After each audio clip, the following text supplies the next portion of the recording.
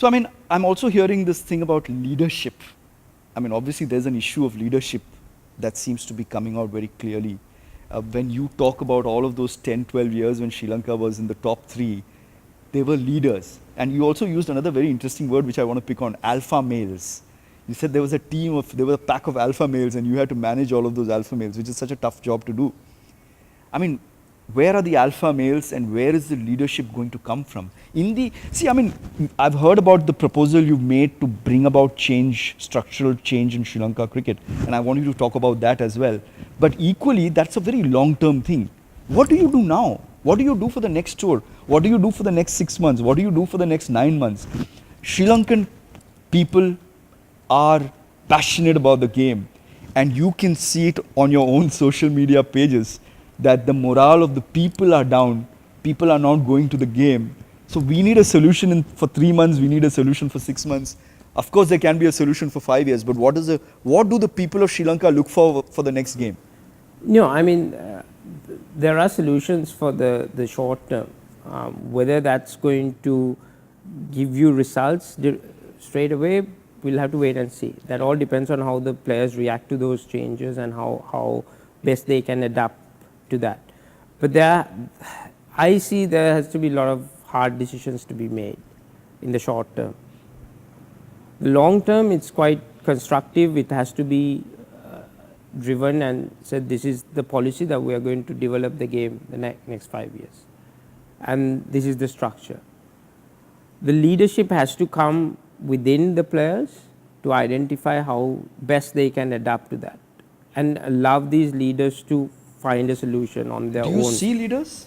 There are leaders, but I don't think they have been given the freedom to be leaders.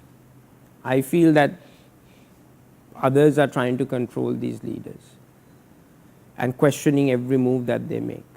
I mean, when we were leading the team, if we had people questioning our decision making, I don't think we would have been able to go about the way we wanted to go about. But there were accusations even then that actually speaking, even your team and your bunch of guys who created that team did have a lot of interference, and that was always a part of Sri Lankan cricket. No, the interference was there. We never allowed that interference to creep into the team.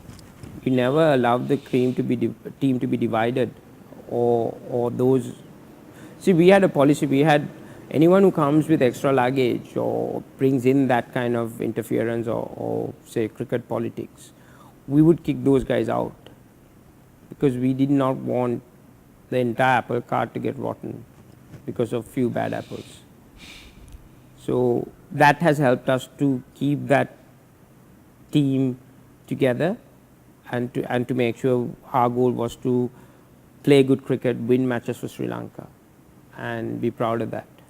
So yes, the interference was there. There were selections and all that happened. I'm not saying it did not, but we managed to control that within the team environment because we had strong leaders, not just 1 or 2, but 5, 6 guys.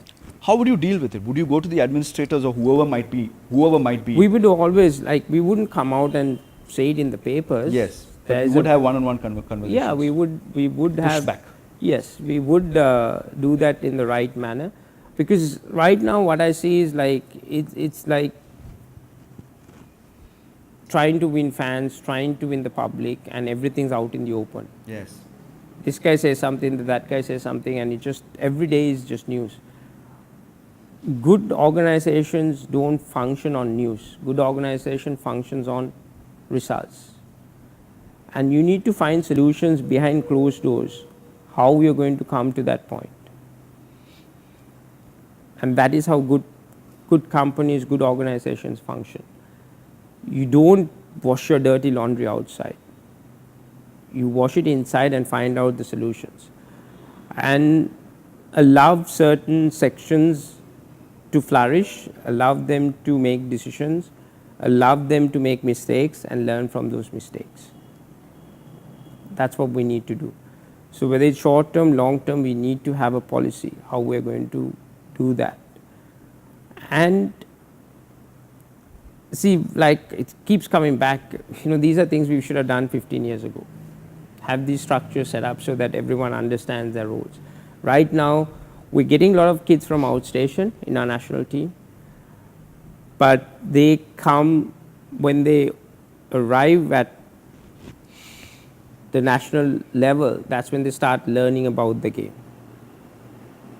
We needed to take that to under 15s, about the planning, the thinking and all that, and how they adapt. That needs to go down to our grassroots, because we have a good platform with our school's cricket structure, but we haven't really used that. There's a lot of things that we can do to get all these things sorted out, but that needs planning.